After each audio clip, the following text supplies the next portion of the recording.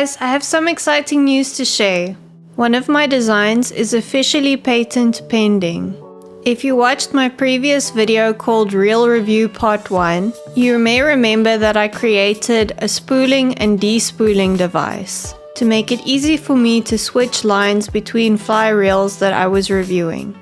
So usually if you want to take fly line off one reel and then put it on another one, it can be very frustrating and irritating. It's almost guaranteed that your line will keep tangling, and as you're trying to untangle one part of the line, usually you make another knot and tangle on the other side of the line, and it's just a freaking huge mess. So that's basically why I designed, 3D modeled, and then printed this reel despooling and spooling device.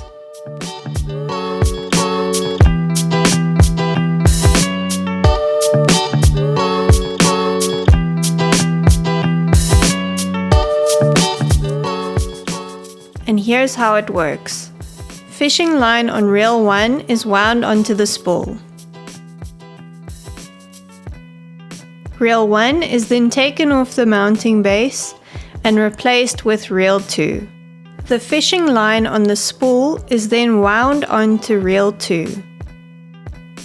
So at first I honestly thought that this idea was a once-off project that I would feature in a YouTube video and upload to Thingiverse. But my husband Chris was really impressed with this design, and he told me that he believed it was worth patenting. So before I start sharing my patent application process with you, I'd like to clarify that I am not an expert when it comes to patent-related matters. So here is how the patent application process went for me. I decided to begin the process by doing my own patent search. And I did find one patent that I thought would potentially be problematic. So at this stage, I wasn't feeling very optimistic about whether or not my idea would be patented. But I decided to contact a law firm to find out their professional opinion. After speaking to a representative from the law firm and discussing the patent that I thought would be potentially problematic, they said that there was a good chance I could still patent my product. Even if a utility patent wasn't possible, a design patent was still a viable option. So to clarify, a utility patent is a patent that protects how the idea is used and functions, whereas a design patent protects the visual configuration and aesthetic of the idea. A utility patent is more expensive and harder to acquire and lasts 10 years, whereas a design patent is easy to acquire and only lasts for 1 year. After deciding to move forward with the law firm, I then had to fill out an invention disclosure form. An invention disclosure form is basically a form where you explain what your product is, how it functions. You have to upload like images of your design that might help explain how it functions. I think I had to also indicate why my idea was different from other potentially problematic patents that I may have found in my search. And yeah, so once I sent that through, they could go ahead and start with their comprehensive patent search.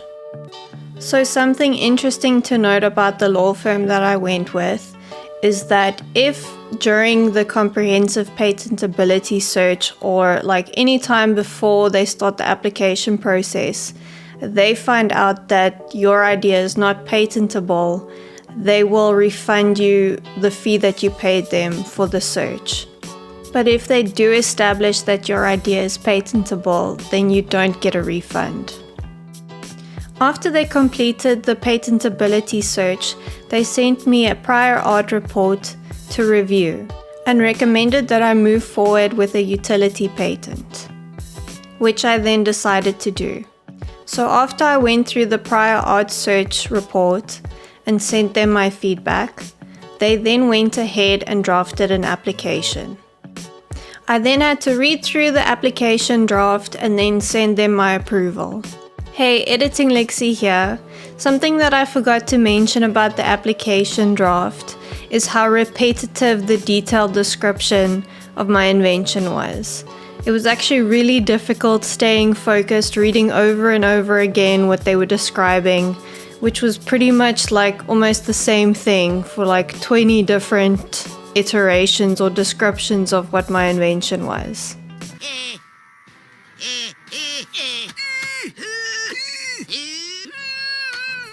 And finally, they submitted the application to the US Patent and Trademark Office. So as of now, I have patent pending status and protections have started from the filing date. It'll take roughly 15 to 23 months before the US Patent and Trademark Office gives its approval or denial of my patent application. So hopefully everything goes well and I have more good news to share. Anyway guys, I hope you enjoyed this video and found it somewhat informative. I certainly learned a lot through this process. So that's it from me. I'll catch you in the next one. Bye!